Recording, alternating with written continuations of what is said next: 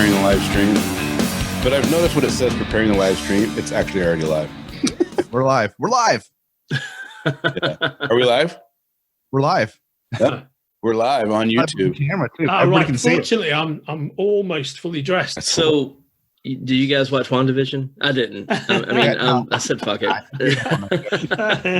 I just don't want the story to end, so I'm not going to watch the last. Watch BBS. Okay, so here's something I really loved. I touched upon it before earlier, but I really loved this element of it. I really loved the fact that the showdown between the two visions, you know, kind of like Soul Stone, the White Vision and the WandaVision and White Vision was based upon reason rather than force. So they start fighting, but within a second they just start talking to each other, and that's how they resolve it. And you know, WandaVision's gift to White Vision is unlocking all his memories and giving him his whole memory and sense of self back. I thought that was beautiful, and I really loved the way that for a minute his kind of like, you know, kind of his generation circuit becomes, you know, Soul Stone colored as he gets everything back, and then his eyes turn from being an automaton back to the eyes of the character, and he's like, oh wow, okay, now I know who I am. I am Vision. Kind of gave him his humanity. Where'd he go after? Yeah. He fucked off. Well, I'm really hoping that what he did, he just flew over to Sword headquarters, waited for, you know, for the Sword dude arrested to turn up in chains, it just doesn't make and sense just tore him apart. He you know, gets all his memories back. Then, if he gets all his memories back, then they had concluded by the whole story of the ship and replacing the planks and rotted out, and eventually all the planks have been replaced, and blah blah blah. They had this whole kind of, I don't know, it was an overdone conversation, but it was a needed conversation to try to explain the mindset of both of them. Well, it made sense, and I liked that they kind of brought that into the story to kind of explain, like, you know, they needed something to explain what was going on, but he gets all his memories back. Why isn't White Vision at the house when they go through? Because to me, if I get all my memories back and I am Vision, he's not going to have the memories of the children, so he's not going to have that emotional tie there. But his emotional tie to Wanda is going to be there. And why isn't MetaVision having an emotional tie to the children? Because if my kid was in that room and was going to go into oblivion, I am not going to be downstairs with whoever is downstairs, but be it the mom or not. I'm going to be with those kids. And it didn't make sense to me that he spends his last moments hanging out with Wanda. He should be with the kids. And why isn't White Vision, who has all the memories, who is in love with Wanda, not there with her during that time, because she's losing her whole family? And I didn't understand why that didn't happen. I was floored. I was like, wait a minute.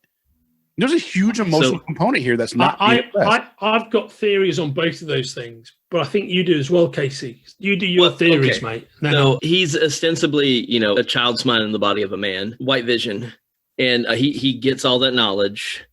What did you do when you had the child's mind in the body of a man and you first discovered the internet? That's exactly what he's doing. I didn't take it that way, though. I took it that he got all his memories back. Yeah, he's flown away to masturbate solidly for a month. So is the Vision just on top of a mountain in like Switzerland, just jerking off constantly with all this White Vision jizz like spraying over the mountains like snow. And you know, it's like we've got an unusually like it's even though it's spring, there's snow everywhere in Switzerland. To the MCU. I didn't take it that way. I took it that he is Vision, that all his memories are back, and he has become the Vision of old. So my theory, even though I would love him to be, for want of a better description, the Jizzin. Yeah, the Jizzin, like just dispensing loads of like Soul Stone jism everywhere you see.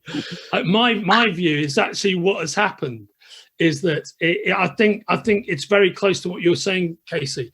I think he's got all the Vision's memories back, but it's the nature versus nurture debate, right?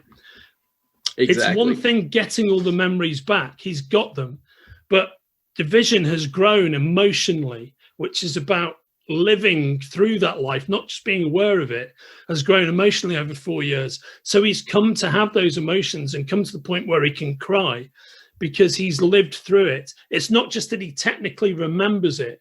And I think the issue with White Vision, or the way I'm choosing to look at it right now, is that with White Vision, he's got all the memories back, but what you can't give him is the emotional resonance of those memories. Yeah, but he's still an automaton. Yeah, but he knows everything, but he can't feel it because he's got to live it to feel it. I see. But that's the thing, though, is that is the vision. He's only white because of the manipulation of the government. That is, and they blocked those memories from being a part of his brain. He did live through that. All the Metavision did is unblock the firewall within his mind that wasn't allowing him to access. When we say memories, it's not like they're memories of another vision that were downloaded into his head. They were already there. He did experience all that. They just mentally blocked everything from him having access to it. So I think Kenric, I think you've hit the nail on the head completely there. He's been clinically rebuilt by the government, right? Rebuilt by Sword in a laboratory scenario. But of course, he wasn't created that way.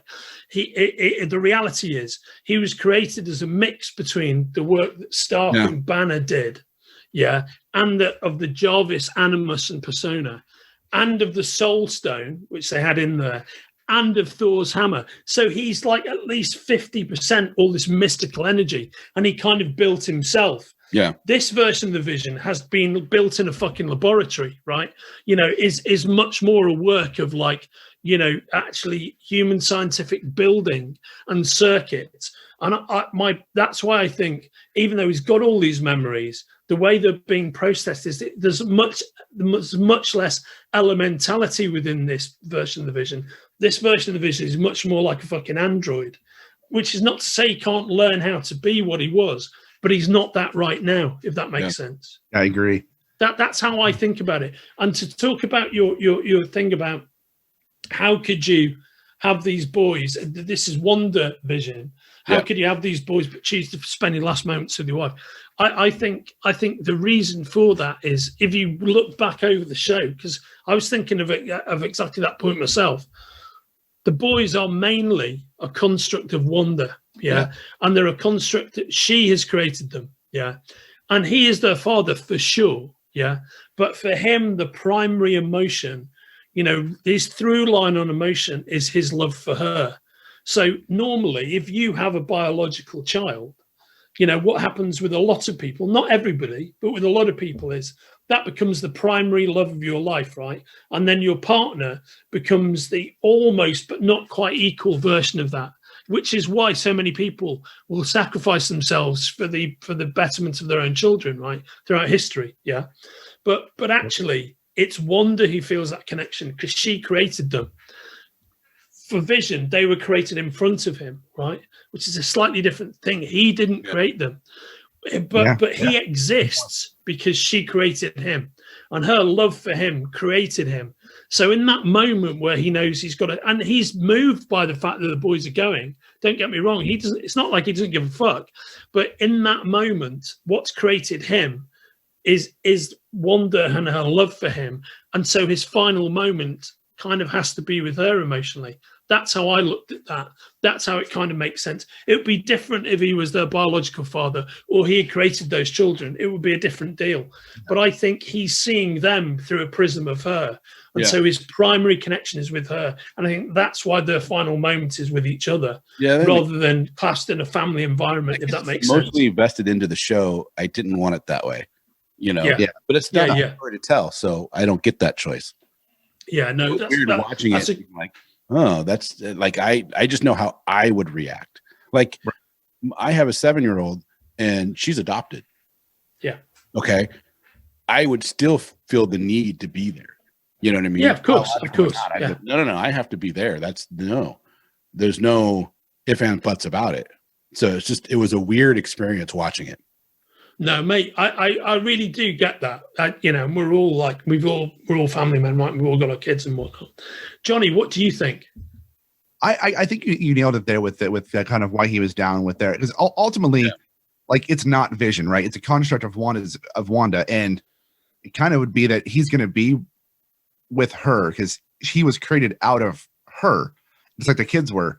I don't understand ultimately why she wasn't in the room with the kids, because she would have that connection with them. I don't know why you would put them to bed to let them disappear by themselves.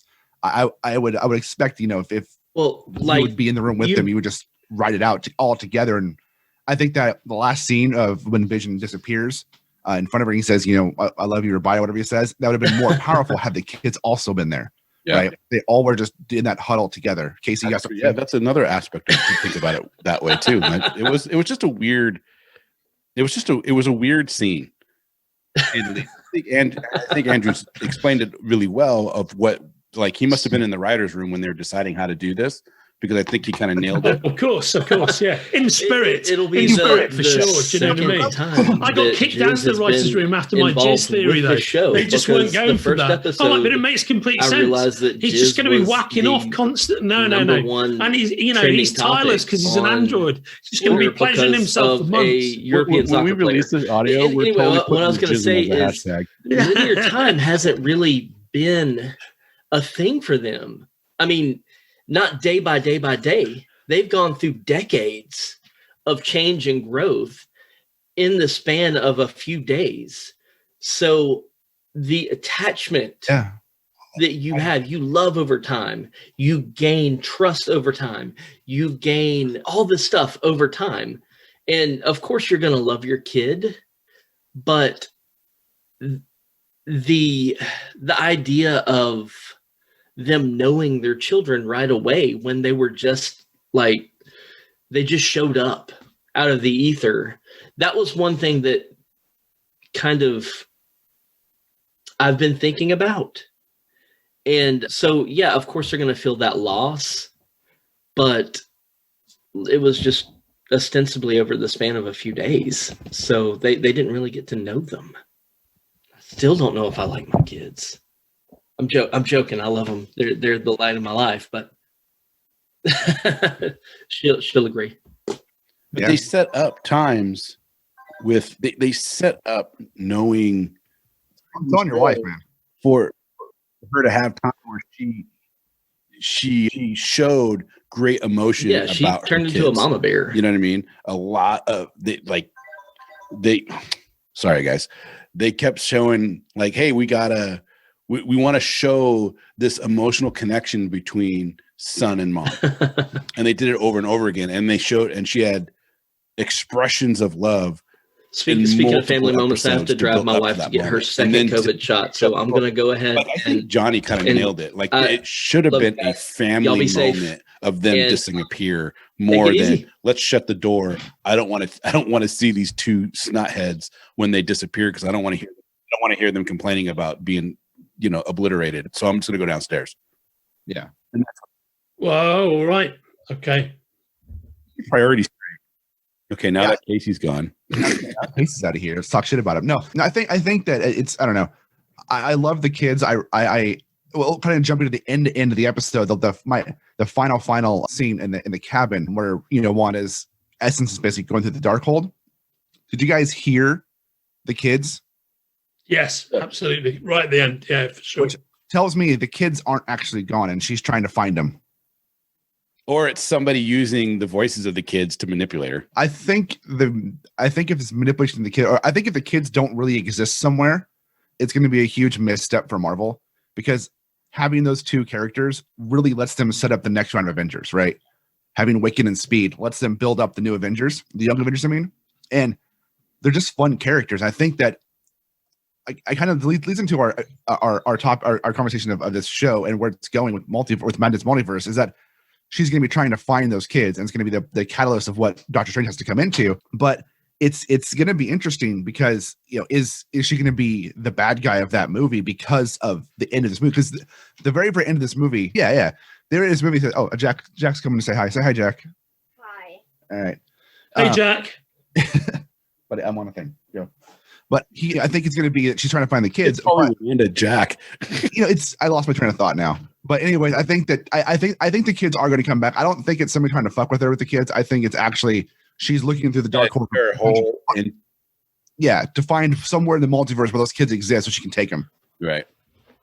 So I think I said this already, and I'm not going to spend a lot of time repeating myself. But I've loved this show from start to finish. There have been bits of it that haven't resonated with me too much. Yeah. And like yourselves, I'm a devoted father. My kids are both adults now, and far and away, the most important things in my life. That said, I couldn't stand those kids in WandaVision, and I just wanted them to get fucking horribly killed or something, sort of half the way through.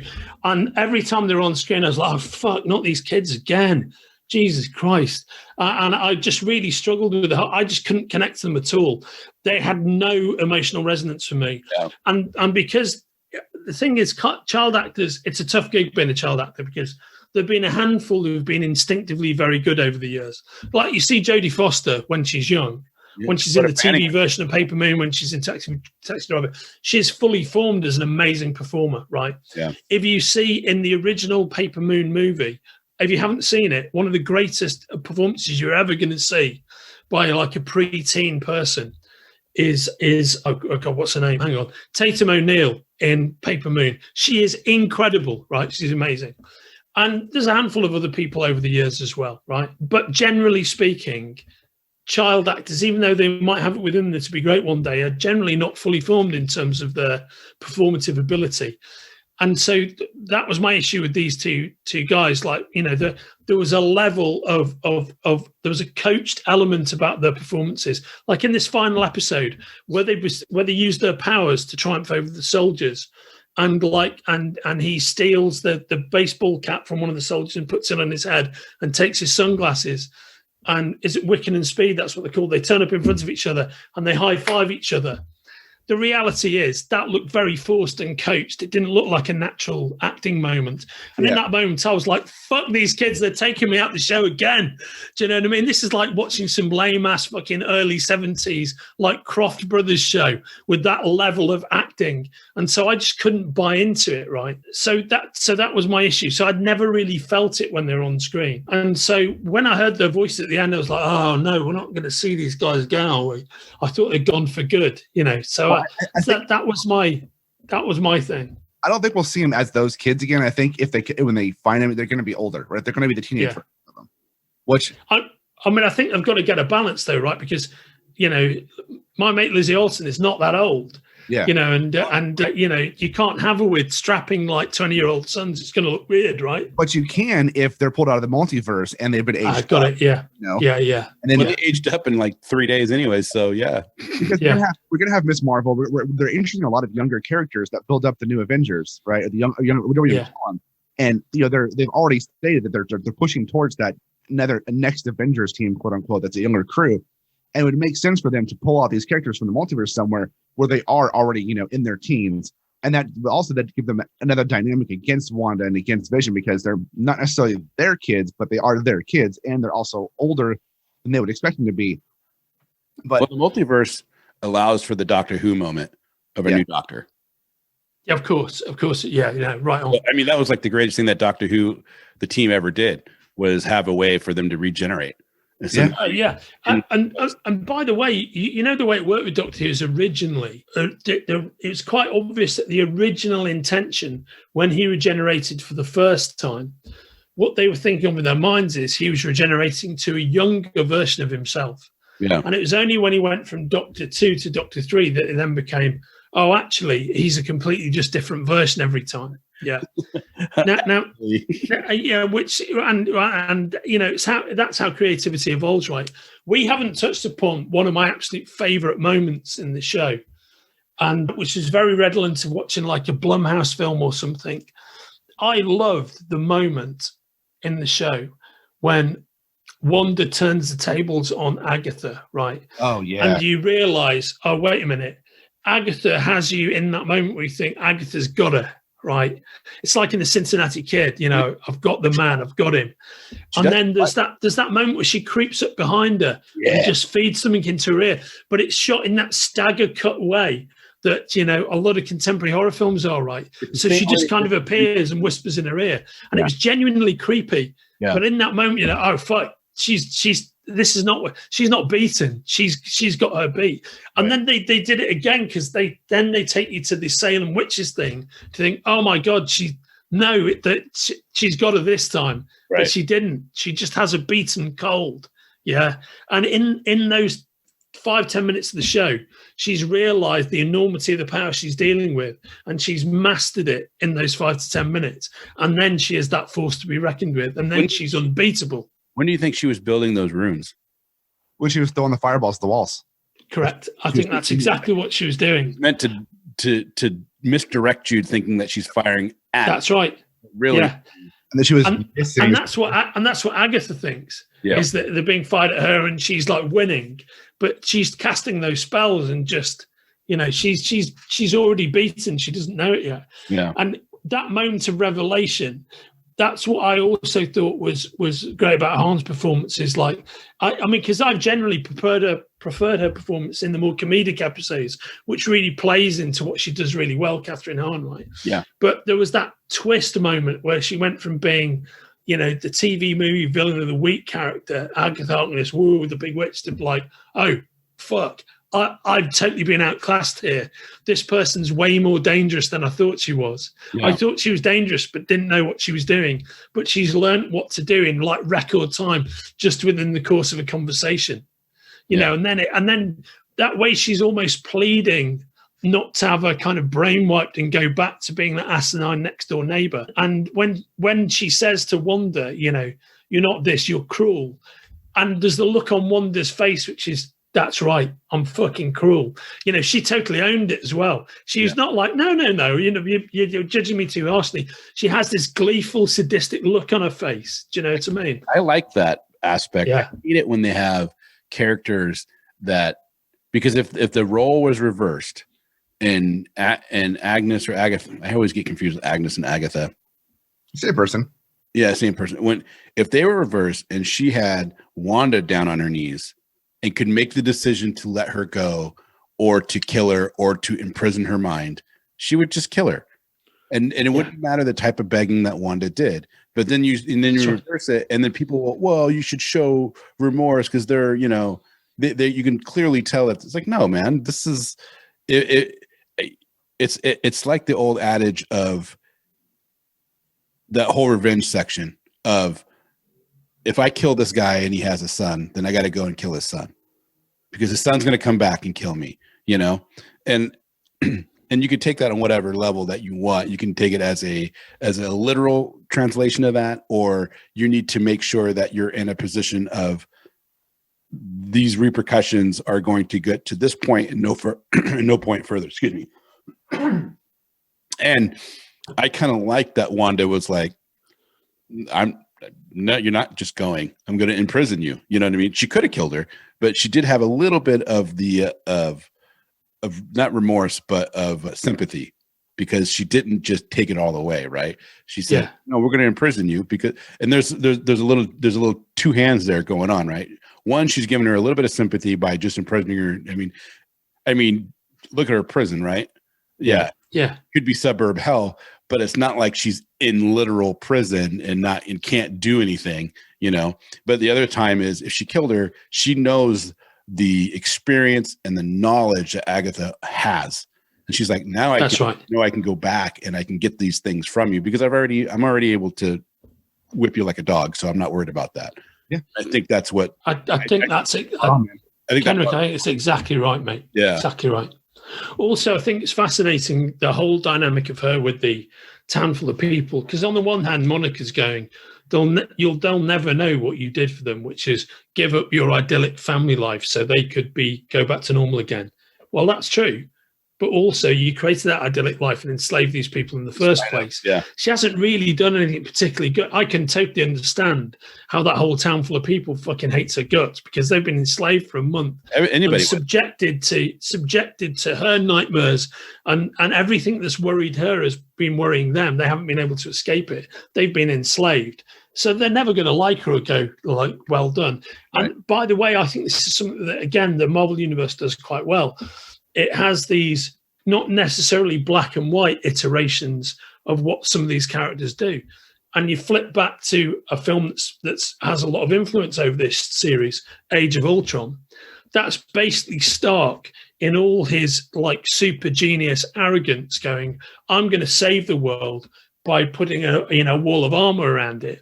But what he does is create this fucking despotic robot that like kills hundreds of thousands of people. That's all on him. Yeah. And it's never really dealt with. And like, you know, Wanda to date has done the small version of that, which is like, I enslaved this entire town for a month just to make myself feel better. And I think part of where they may be going with her character, maybe, is that she's ultimately going to become a more damaged and malevolent force within the MCU than she is right now. Almost as if what she's done in WandaVision is a trial run for the things that she's prepared to do in the future. Yeah, the House of M, they're setting it up. And so if she thinks those fake, like, you know, those fake kids of hers are going to come back and be in peril, the kids that she's created, that she's already been prepared to just take out the lives of like 200 people to fuel her own fantasy. It's like, what will she do next? If she thinks they're genuinely at some kind of risk, you know, that's when you open up the whole House of M door, you know, that whole, like, you know, the actions of a despot rather than somebody who's empathic about other people. Yeah, that's true. So and Andrew, great power corrupts absolutely, right? Yep. Sure. Andrew described his favorite moment of this series finale. I keep wanting to say season. I'm going to on that. Johnny, what was your favorite moment of this last episode? And there's so many. We haven't even touched on some of the best moments of the show, but my overall favorite moment would probably be the realization in the air between Agatha and Wanda that Agatha is lost. Like when the first time she goes, like when she puts her hands out to do a spell and nothing happens. And then at that moment, everything Wanda's been doing clicks and makes sense in that episode. That was your favorite visually? Maybe that's yeah. And I think that's probably my favorite moment. I really, really, really enjoyed how the two visions ended their fight.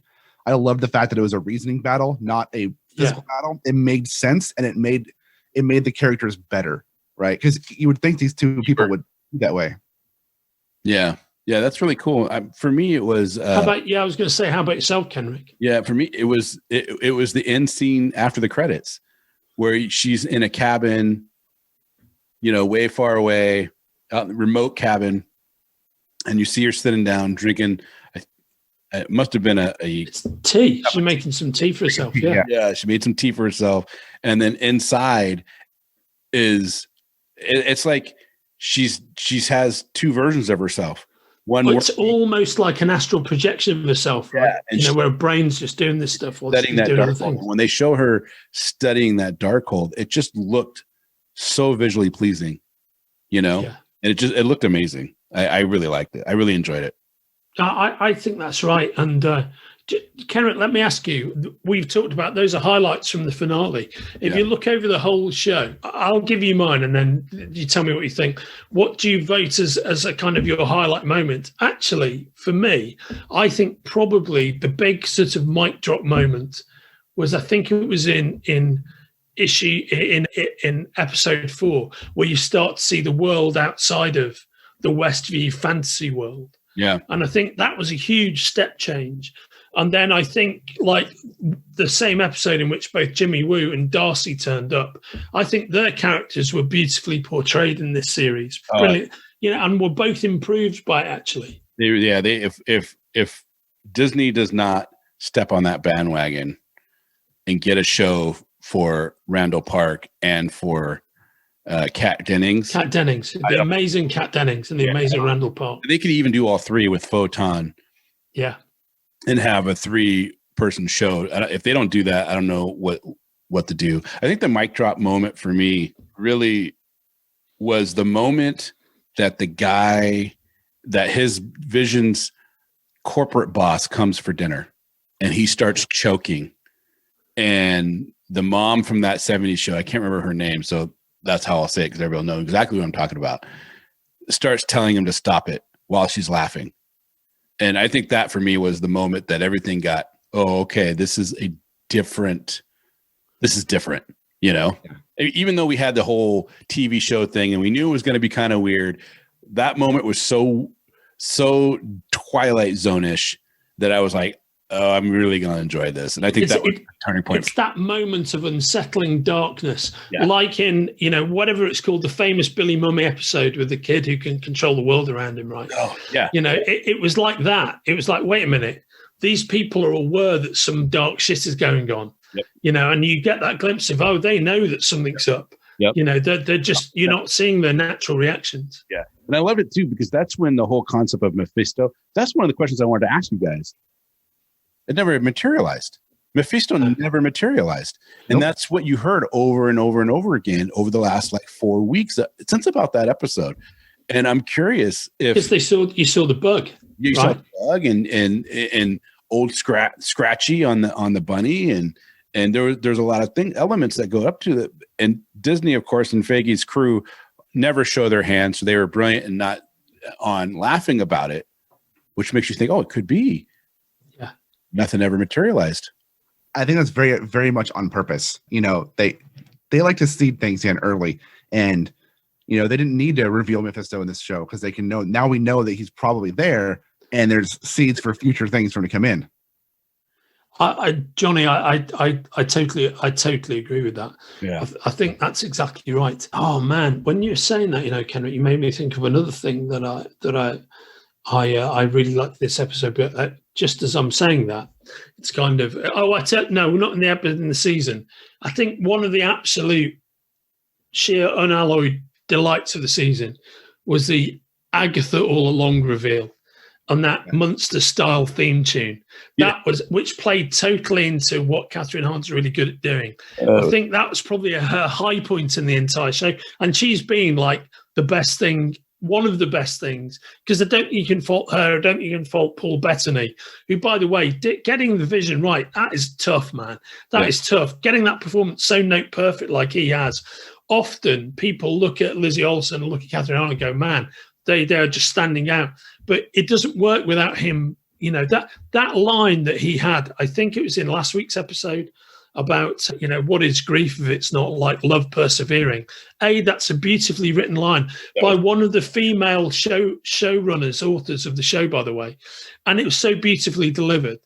I think his performance has been amazing. And I think that's the thing.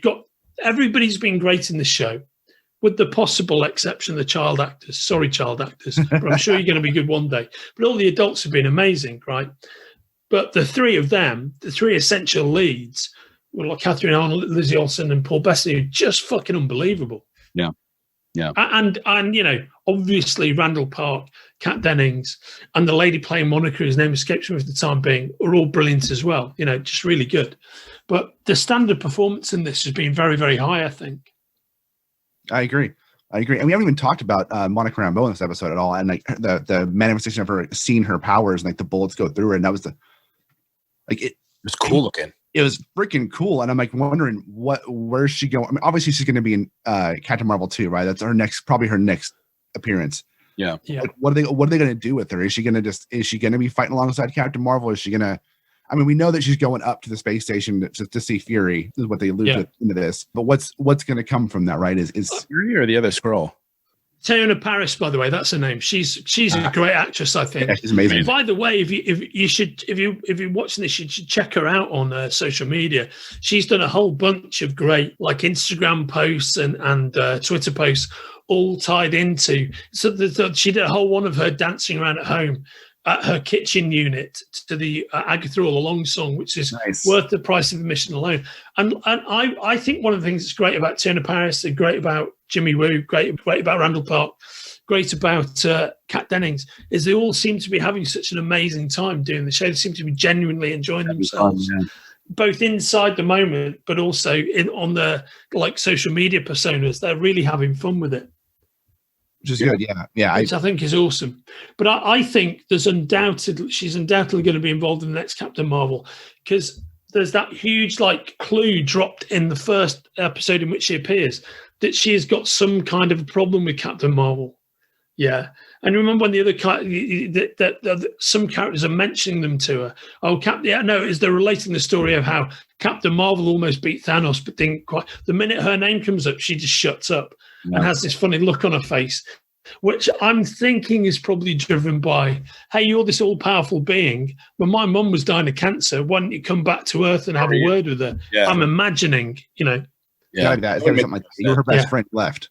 Yeah, how come you're her best friend and yet I haven't seen you for the last 30 years? What's all that about? Yeah. It's going to be something like that, right? Yeah.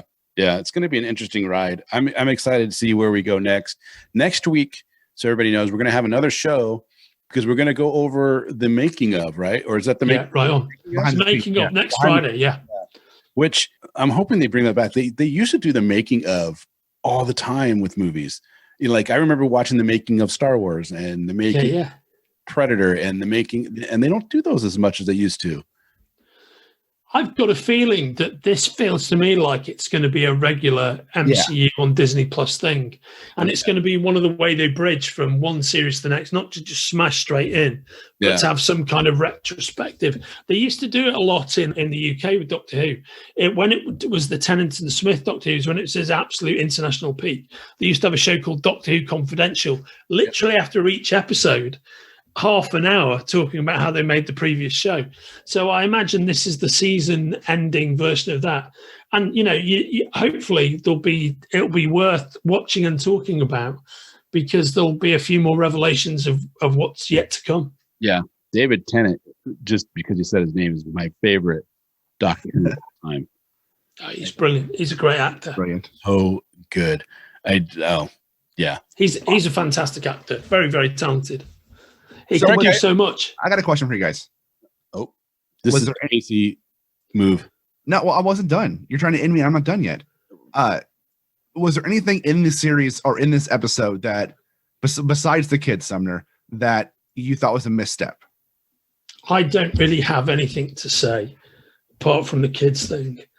The kids, just because I didn't think the performances were there and they stood out because the other performances were so great. I think quite clearly for scheduling reasons, Kat Dennings doesn't appear very much. And clearly she shot all her scenes in a certain period of time. Personally, I think, so what I do think was a misstep. And no doubt there were scheduling reasons why it didn't happen. But when Monica goes to Jimmy Woo, like, where's Darcy? And it's like Darcy's already lit out because she thinks, postmortems are lame or whatever. Actually, I would have found it much more satisfying if just for a beat, if they'd been able to get, Kat Dennings for another half day. And basically in that moment, it was Jimmy and Monica and Darcy talking to each other. I think that scene would have worked better for me. It still was good. But it was clearly, if you watch enough TV or movies and you think, there's clearly a fucking scheduling issue. It's like clearly Kat Dennings shot all their scenes in a brace. On that last scene, she obviously filmed a bit, the insert with her driving the van, but that's the only time you see her in the episode. Yep. I just would have preferred to see her for another minute or so. Me too. And if it closed out on her and Jimmy Woo sharing a laugh, I think that would have been more satisfying than just, kind of being in charge looks good on you, Jimmy. Where's Darcy? Oh, she's fucked off. I think it would have been much better if Darcy was just there going, doesn't it? This guy's the man. Do you know what I mean? Or some, do you know I'd love to solve a few unexplained, like, mysterious crimes with you, Jimmy? And if it had ended in that kind of way, I would have been, okay, that's where it's at. So that's my answer, Johnny. How about you? So for me, I'm torn, right? Because what I'm going to say is, one, I like the fact they went this route. I also don't like the fact they went this route, and that's with Quicksilver and Ralph Bohner. We haven't talked about that yet. Got it. Yeah, like I like the fact that they totally fucking hid that from us, and every week we were wrong. We were hardcore wrong on his character every single week, and then the reveal that he's actually Ralph Bohner, who's the Ralph that Agnes is talking about all the time, was a really good reveal. But I also feel like they just wasted this Evan Peters and this character of a kind of a throwaway guy in WandaVision. This is what I was going to say. But I guess that doesn't stop him from coming back as Quicksilver at all, which I really, really want him to come back. So it's not really a misstep. It's more of a missed expectations of what I thought was going to happen. But I mean, as this show's done all season long, every time we think we know something, it's like, nope, you don't know shit. It's over here. It's over here. Yeah. I hear you on that, and I would describe that as the Ben Kingsley Mandarin moment of this show. Do you know what I mean? And the thing that's important to remember about the Ben Kingsley Mandarin moment is ultimately they just unpicked it. Yeah, because you remember one of the when they used to do the shorts, which they don't do anymore. When they used to do the shorts, one of those shorts completely deconstructs the whole thing about the Mandarin's not real, right? And they have that whole thing where he's being interviewed, but then he gets captured by the real Mandarin, right. And that's where it ends on that note. So you know what I mean, that they have got previous for going back in and changing things, but they clearly were doing the Ben Kingsley Mandarin maneuver for that, for sure. Bohner, which is they never did anything with that whole Mandarin thing, because it was like you thought they were setting something up big and nothing. Well, I actually think all of the reasons for that is I think the Mandarin is very, very, very tricky to do, in the present day, for the same reason that we were talking about Jimmy Woo and the fact that he first appeared in the Yellow Claw, and you won't see any Yellow Claw comics these days because it's the whole kind of yellow peril villain thing, which is what the Mandarin is. And in today's enlightened world, quite rightly, you can't really have these kind of, huge racial caricatures as bad guys. Do you know what I mean? So I think the Mandarin's very, very tricky. Even if you take the caricature out of it, it's very tricky to do properly. I mean, they're probably... sorry, Johnny. They are making Shang-Chi Legend of the Ten Rings, which the Ten Rings is Mandarin. Yes. So I guess, but I mean, quite clearly, I'm guessing, but I'd be fucking flat out amazed if Shang-Chi is actually, the lost son of Fu Manchu in this movie. I mean, I'm pretty fucking certain that's not going to happen. Do you know what I mean? No, I highly doubt that. But, it's because we are going to get some version of the Mandarin again in that movie, I assume, because it is, they're doing the 10 rings there. But I assume it's going to be very different than the comics, very different than it just has to be, mate. It has to be. But also, they've had 5 years to think about that and get it right, and to involve the right kind of people on the creative end, so that it's a much more credible deal, right? Do you know what I mean? Yeah, I agree. And the template for doing these things right and doing them the right way and doing them in a contemporaneous way is what they did with Black Panther, so that they got a team of people, to adapt Black Panther, for whom their life experience is a big part of what that movie became. And no doubt that I would imagine that's what they're doing with Shang-Chi. Yep. Kenric, do you have anything that was misstep? No, the Ralph Bohner thing was on my mind. That, I to be honest, I hated it. That was the one part of the show that I hated. I hated that it was nothing. Yeah. It just really, it was. I wanted him to be weirdo about it, but it was disheartening. Yeah. In a lot of ways, I was like, really? That's what you're going to do with that? What? And then the way that he's,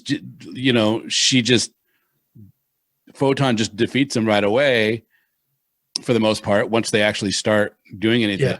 And then he's just, I don't know. I was just really disappointed. I was really disappointed on that spot.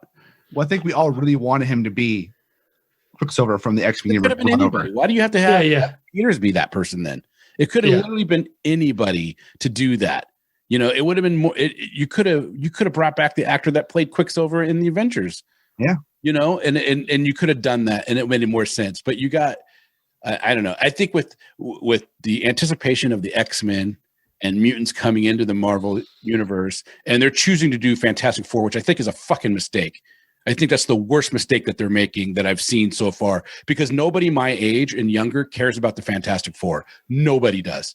Okay. Because even anybody who's reading comic books in the 80s really doesn't care about the Fantastic Four. People who grew up on the Fantastic Four, read the Fantastic Four in the 60s, they care about what's happening. They cared about that. But that's a group of people that are not going to be watching your movies over and over and over again and going to theaters a bunch of times. I agree with you there. However, and it's weird. Given the MCU's track record of taking things that nobody gives a shit about and making them good.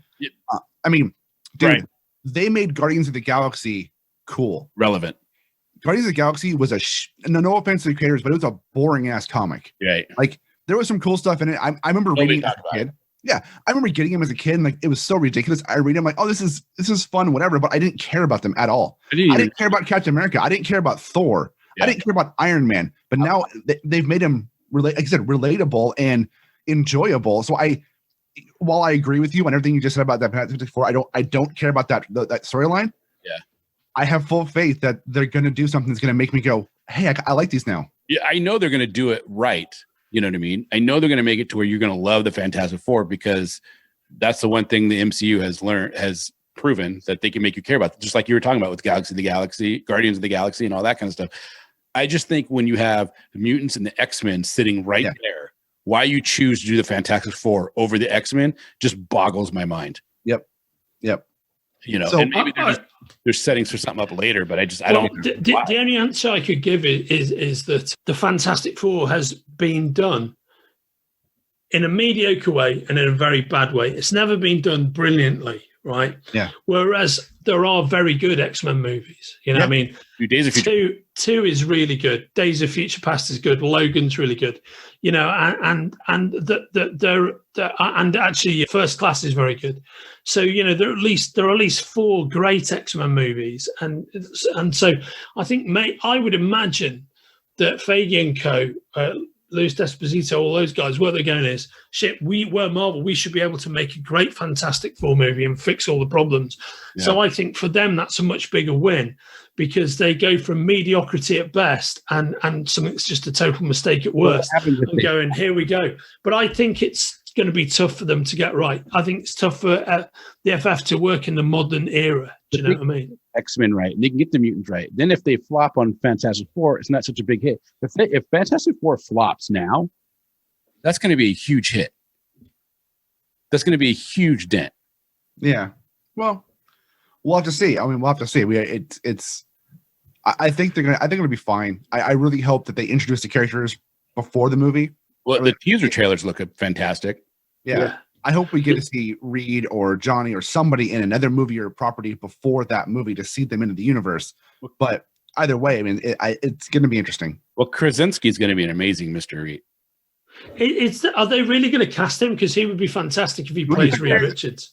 Don't they already have a teaser trailer? Or did I see No, that's fake. Not a real one. I hate the fan-made stuff. Yeah. I'm gonna put it out right now. I hate it. I fucking hate it, because I see it, and the fact that people can take Adobe Premiere or Final Cut Pro or all these other things and take their Sony A7s and visually create these amazing things and then put it out there, and then I'm like, I'm excited, and then it's fan made. Fuck you. I don't want to Somebody did a really good one over the last week for a new version of Miami Vice. The thing is, but with all the characters, you know, as they are now. And it was so well done. I was like, holy fuck, they're bringing Miami Vice. Oh, no, this isn't real. This isn't fucking real. This is nonsense. I mean, I should say kudos to those guys, because the people who are doing some of that fan fiction. It's so good. It's so good. It's like somebody did one did a Spider-Man trailer with Tobey Maguire and Andrew Garfield in as well. Yeah. And I almost had me. But it's like the thing that gives them away always is who's posting it. You know what I mean? Yeah. And it's always some fucking numbnuts. It's not like Marvel Entertainment. Right. It's not like NBC. Honestly, you know what I mean? When a trailer drops, I won't watch the Kino or the Screen Rants, or I go to Warner. I go to Disney. You've got to, go to Disney. You have to, Yeah, I don't go to any of these guys that are reposting it. One, I just think I don't like it, you know. And two, I want to know that what I'm watching is legitimate. And it's because I've been burned by this so many times, it drives me nuts. Even though I got to give it to him, because yeah. Last question for you guys, and then you can wrap up, Kenric. I'll be done. We had we had a great ride on this season, you know, of WandaVision. Each week of us talking to it and all this speculation. Do you think we'll have the same kind of ride with Winter Soldier or Falcon Winter Soldier? Yes. What's your answer, Kenric? I think we'll have a different. It won't be as visceral. I think WandaVision was very visual. I think it was you have some emotion tied to it. I think we're going to be excited for Winter Soldier like we're excited for a new Lethal Weapon to come out, you know? Yeah. And when Lethal Weapon 2 came out, people couldn't wait for that movie to come out because Lethal Weapon was so good.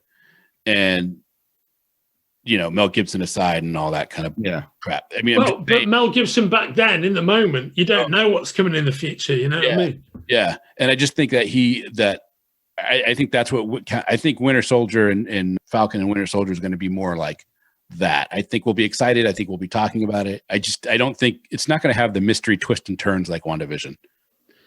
Yeah. My answer would be that I actually can't wait for Falcon and Winter Soldier, and I bet we easily fill an hour at least talking about that stuff. And primarily for two reasons, right? Number one, just talk about WandaVision. WandaVision has been an amazing ride, and I've really enjoyed, talking to you boys about it. And I really appreciate you bringing me on from episode 4 or whenever it was, because I've really enjoyed it, right? But here's the thing. WandaVision is a show I have loved about two Marvel characters who are towards the low end of my interest. I'm not particularly a Scarlet Witch fan. I'm not particularly a fan of the Vision. Not really. I mean, I've loved the Vision in the movies and what they've done with him, but I don't really care about those characters too much. Yeah. But this portrayal, Elizabeth Olsen and Paul Bettany's portrayal of those two characters made me really interested in them, right? And that to me is kudos to MCU, kudos to Feige, Esposito, all those guys. They've just done a great job of making me care about two characters that were at the low end of my Marvel interest. I don't know what Falcon and Winter Soldier is going to be like, but I do know that Falcon and Winter Soldier are at the absolute maximum upper end of my Marvel interest. They're two characters that I fucking love from comics that I absolutely fucking love and are my favorite Marvel comics ever. So it will take, it would have to be spectacularly bad, ill-imagined and poorly delivered for me to be going, shit, I've got nothing to say about this. I'm sure that's not going to be the case because my brain's full of sort of 80 years of Captain America history. And while there's a long period of time when I didn't read any Captain America because the execution was nowhere near as good as the character, right? That's from about 2000 onwards, once you get the Brubaker era of Captain America, that's amazing comics. And that's what all this shit is based on. So I just can't wait to see what they've taken from those comics and what they've innovated and what they're doing with it. And already that Lethal Weapon-esque nature of Bucky and Sam's relationship, that just looks amazing to me. Yeah. And they've really lent hard into the charisma of those two actors who are amazingly charismatic actors. Yeah, and I think two of the best supporting players in the Marvel universe, right? So for them to have the whole show wrapped around them, that's fucking brilliant. Yep. Sebastian Stan as the Winter Soldier is brilliant. The guy is just fun. And Anthony Mackie is a naturally funny bloke. Yeah. If you ever watch him in any of the outtakes, loads of the Marvel outtakes are wrapped around him because he's so naturally funny. Yeah. With all that, he finishes a scene and he goes, right, that's it, cut the check. And he does that time and time again. Sebastian Stan looks a lot like Mark Hamill when he was young. Yeah. Well, he does. He looks a hell of a lot like Mark Hamill after his road accident. Yeah. He doesn't look a lot like Mark Hamill in Star Wars. New Hope. But post facial reconstruction, Mark Hamill, he looks fucking exactly like him. It's weird. You see the side by side of them, and you're like, oh my god. Yeah. Oh my. Yeah. And that's a whole other thing, by the way. It's fascinating to look at Hamill's original face in 1, or rather 4, compared to what it was in everything else. His face is fundamentally different. Just after he shot that movie Corvette Summary, had a massive car crash. Yeah. And his appearance is actually completely different. It's very weird. I don't know what's going on with Johnny. All of a sudden he's gone. I tell you what, I love that headshot though. I bet the Vision would love that headshot. Would find it very fascinating. He's got the out of focus background. He's got the no, that's definitely portrait mode. Do you know what I mean? Yeah. Absolutely. This is corporate. That's John Horsley III running for Senate. Exactly. If you vote for me, I promise. Yeah. Hot meal in every belly and taxes going down by at least 5%. Yeah. This YouTube video was produced by citizens in support of John Horsley III for Senator. JH3. Is he back? No. I don't know. You know what John normally does? He normally actually messages on FB. Yeah. So I'm just going to see if he sent us a message. I bet he has. Oh yeah, he says, "Go ahead, wrap up. I've had to shut off my cam for a second." Okay. Well, we do need to wrap up. It's come to that time. Yeah. Summer, I very much appreciate you joining again. We'll see you next week here. Make Mine Marvel TV. And I very much appreciate you inviting me, Kenric, and John inviting me. And I've really enjoyed all of these. They've been great. Yeah. It's something to look forward to on my Friday night, on my Saturday night rather, after I've gone for a long walk, and after I've had several pints or several large whiskey and gingers, which I've actually got none left. Oh, nice. It was delicious though. It's very good. Rye whiskey and ginger. It's the way forward. There you go. All right, guys. We'll see you guys next week. Yeah. See you next week, brother. You take care of yourself. You're the man, Kenric. Okay. So